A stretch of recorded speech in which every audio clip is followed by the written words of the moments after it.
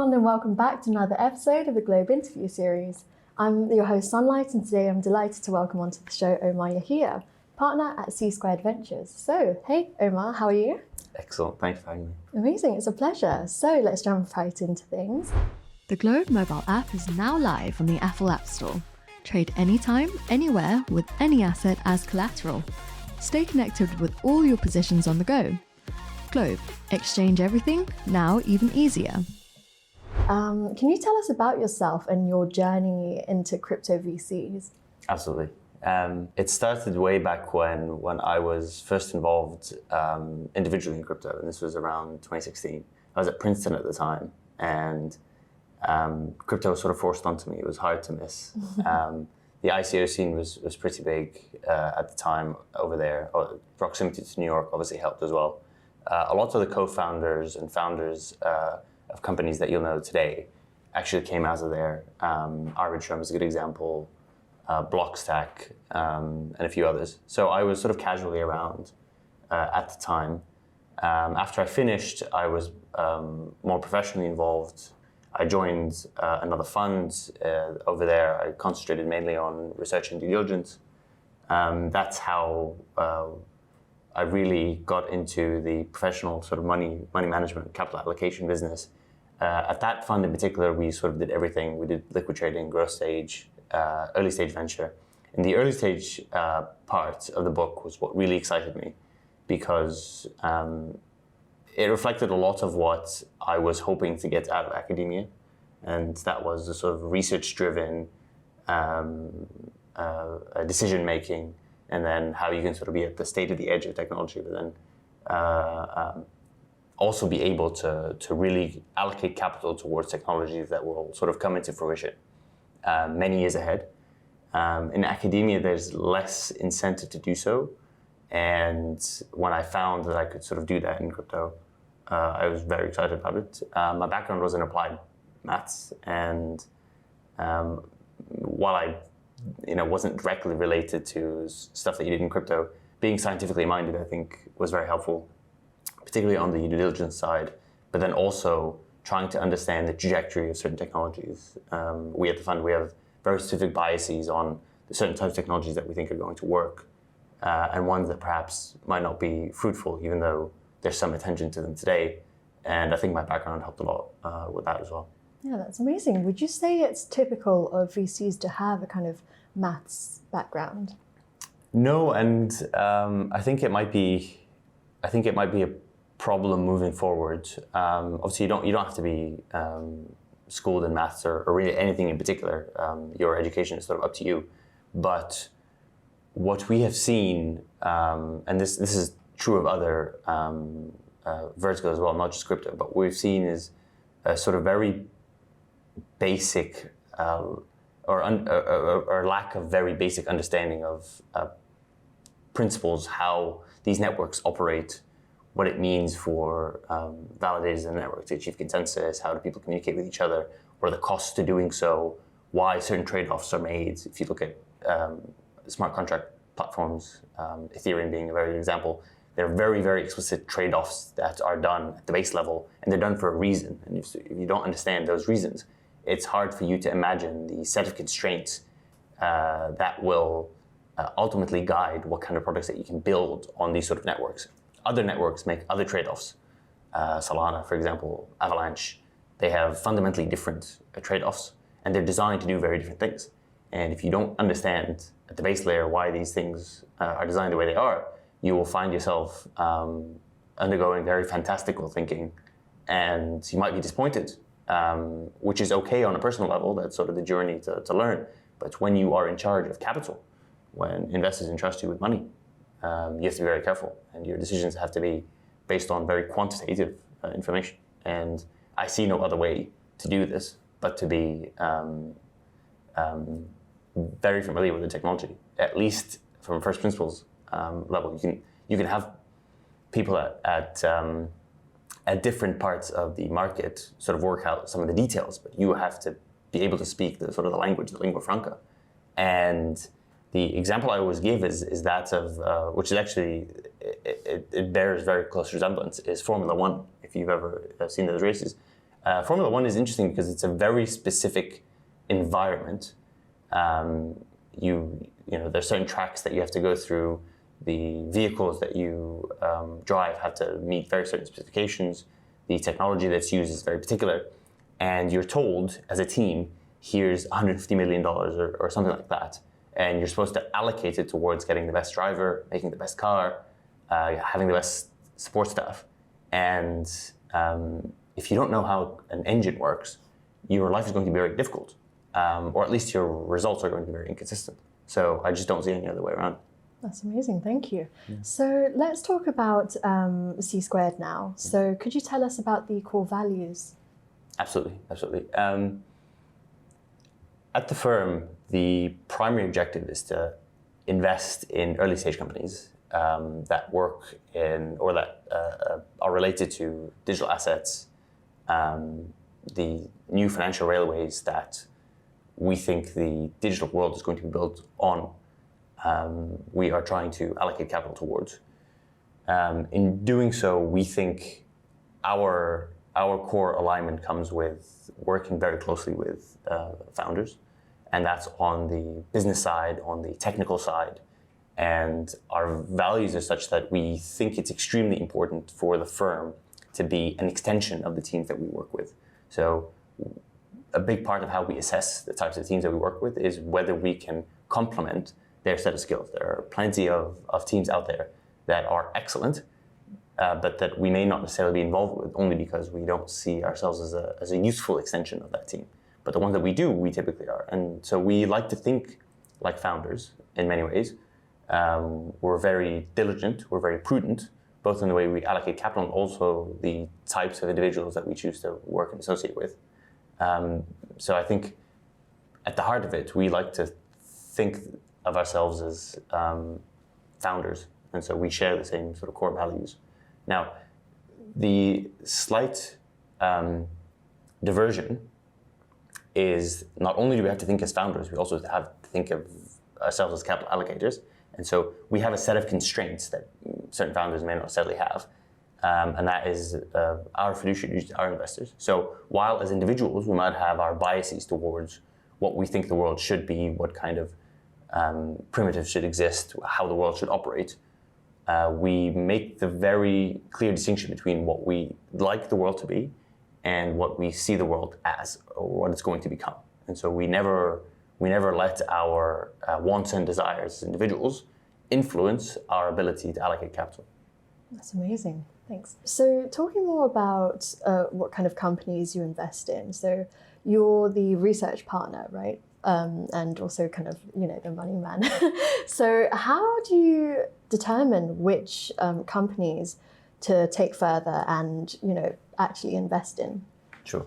So while we're agnostic in terms of what we look at, meaning we'll pretty much entertain anything, at least as during the screening process, we have our very specific biases in terms of the verticals that we think are going to thrive under the Web3 premise, and ones that might not necessarily need a Web3 component to them.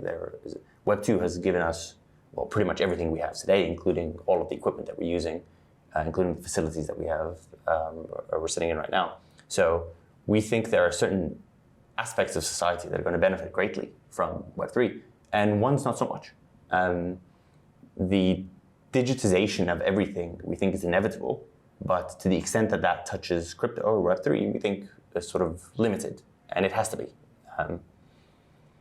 We think the primary problem to solve today is scaling. And what that means is simply if you wanted hundreds of millions of people to interact with each other through these networks simultaneously, it's not possible today.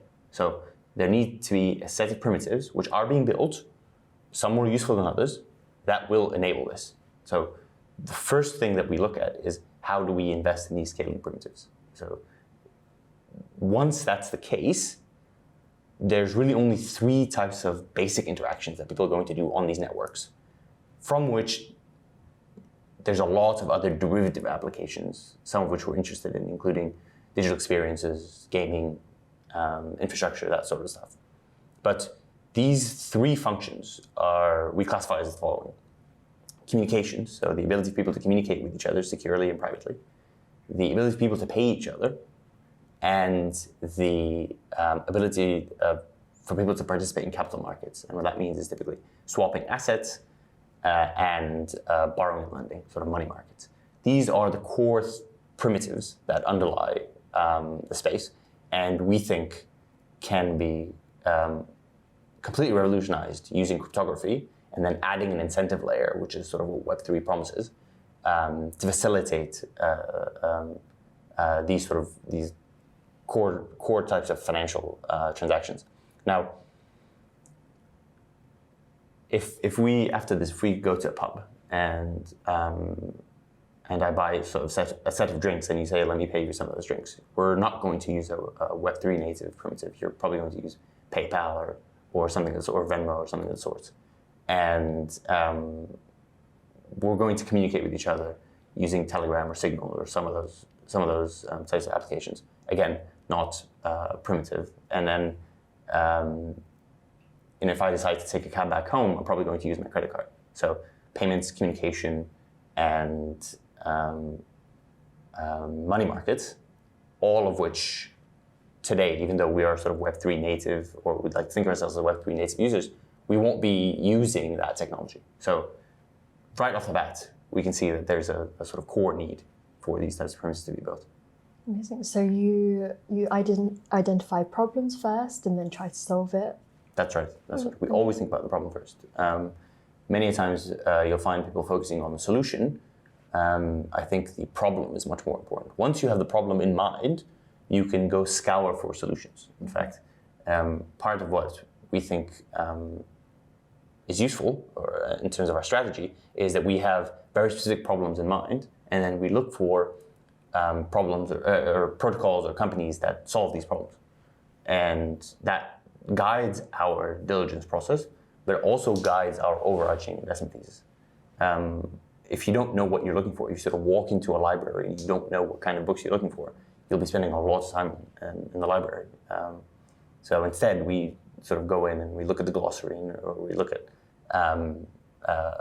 sort of schedule and see, okay, these particular types of solutions are available, will they fit our solution? And we start browsing.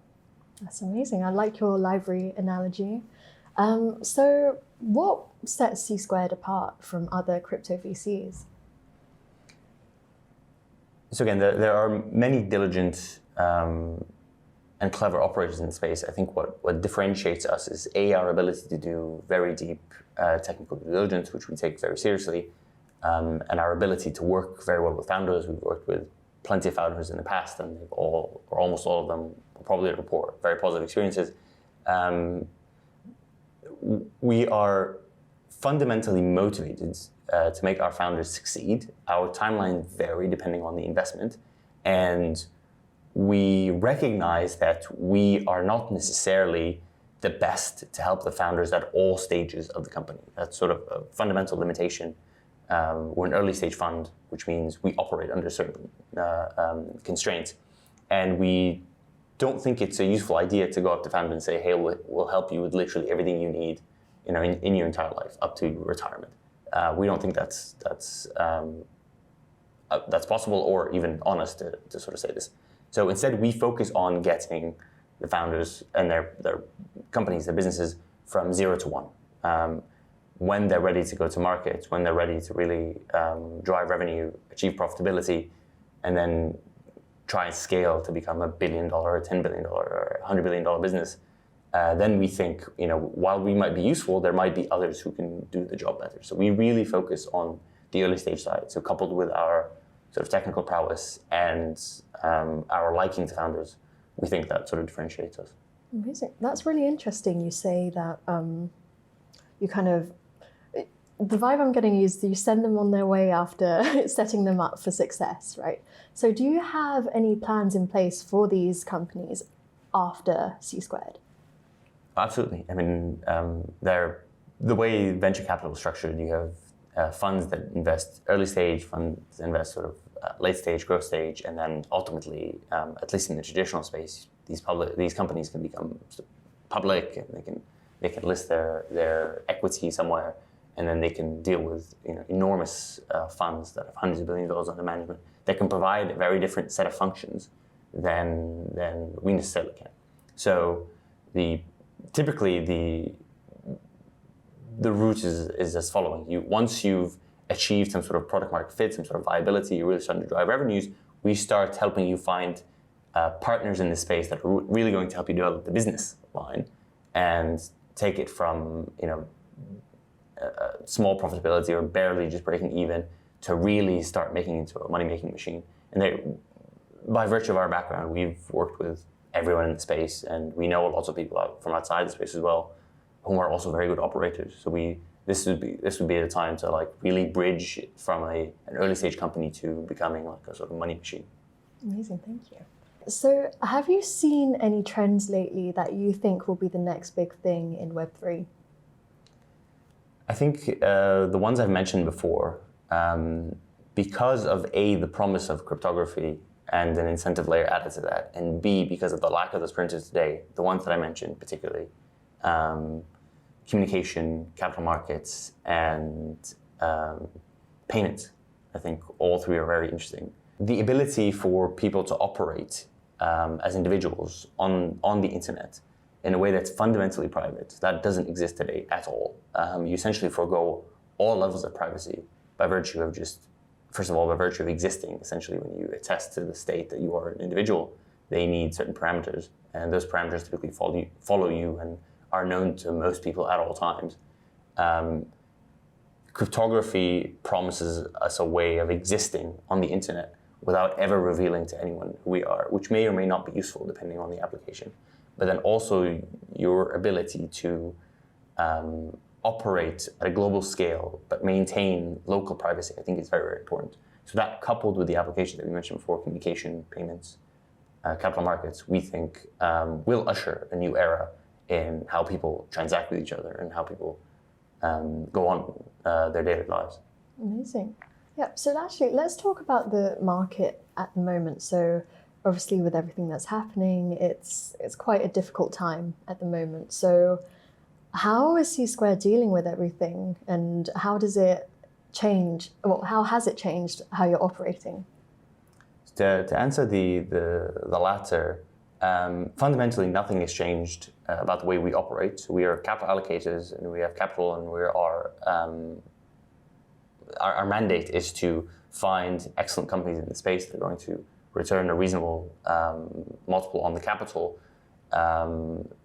That, coupled with our primary mandate, which is to preserve capital, that doesn't really change with the market conditions per se. Now, market conditions dictate the probability of success, probability of outcome, and they dictate the kind of multiples that one would expect to see on certain investments. So it certainly changes the way in which you price investments and the way in which you size your bets. But fundamentally, it makes no difference whatsoever. So our mandate is to deploy capital, and that's what we're doing. Okay, so you still have investors, putting money in? So the way the fund is structured is you raise for the vehicle, and then that's sort of it. And then you have the capital, and then you deploy it over X amount of years. Right. Okay. Yeah, that's cool. Sort of independent of the market conditions. Oh, amazing. Okay, yeah. Perfect. Thanks. Okay, so can you tell us about the next steps at C-Squared? Next steps. So we've already invested in a variety of what we think are excellent companies. And now is a very good time and this is all vintage this year, which means it's a very good time to get these companies really to the next level. Some of whom are already producing revenue, some of whom are ready to move to the next level and really increase their level of financing significantly in order to sort of scale what they've already done today. So we focus a lot on really working with the founders that we have today, as well as looking for new founders and getting into the nitty-gritty of their business model, the technical architecture that they have. Obviously, we're a finite team, and we have a finite amount of time, so we have to be very judicious in the amount of time that we spent looking for new investments, as well as working with the teams that we have now. So one's interaction with a venture capitalist typically does not end with sort of receiving a check for the investment. It begins there.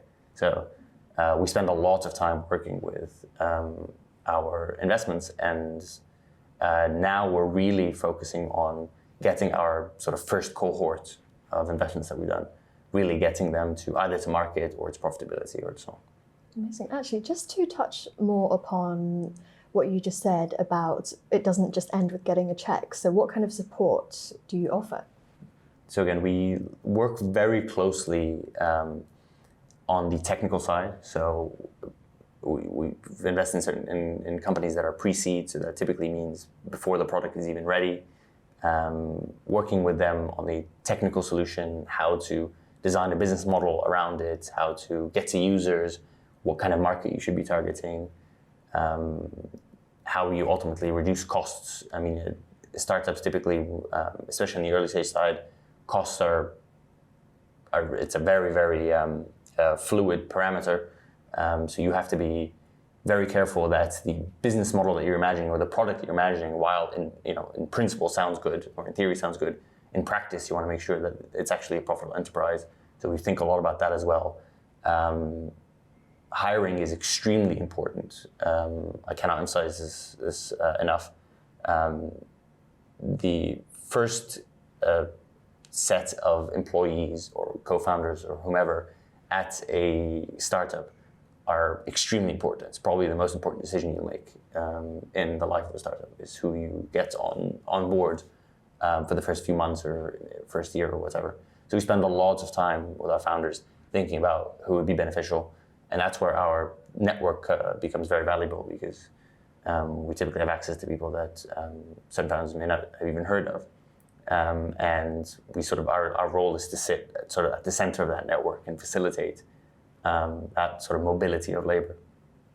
I would say that's very typical, and in many ways, while it seems commoditized, it's actually very specific to the type of investments, especially when they're working on a set of technology that's either esoteric or in many ways brand new, where you can count on your fingers the number of people that really understand that technology and can really offer sort of technical and strategic support. And so we facilitate those interactions as well. No. And in many ways, we also act as like a backstop that, for example, let's say you had two co-founders and that's all that exists at the company today. We help as an extension of the team, essentially, until that they're able to sort of hire like a proper team or a set of engineers or so on. We come in, fill that gap until they're able to do so, just to make sure the money's being put to work from day one. Oh, that's interesting that you guys kind of join the team as well. Yeah. I've never heard of that. Yeah, again, that's part of our core philosophy. We act as sort of an extension of the team. Mm-hmm. Now, we keep, obviously, the distinction. There's a very clear and defined distinction between the firm and the startup. There is this idea of sort of the corporate veil, but to the extent that we can, we do like to think ourselves as an extension of the team. Amazing. So do you have any closing comments for us? I think this is a very interesting time in the market, and our bet is that the investments that we make today are going to change the nature of the fund and are going to really influence the way we think about the space in general. And so the investments that we make today were obviously all investments that we make, we think are very important, but the ones that we make during this time period, we think are going to be very, very interesting and are going to result in outcomes, particularly in threading new areas, new verticals in the crypto market that are going to be genuinely novel. And so we're quite excited about that. And thanks for having me and the opportunity to sort of talk about these things. Yeah, it's a pleasure. Thank you so much for watching this episode. And if you enjoyed the content, don't forget to give us a like, comment, and subscribe. Thank you so much, Omar, for your time. And I'll see you next time. Bye.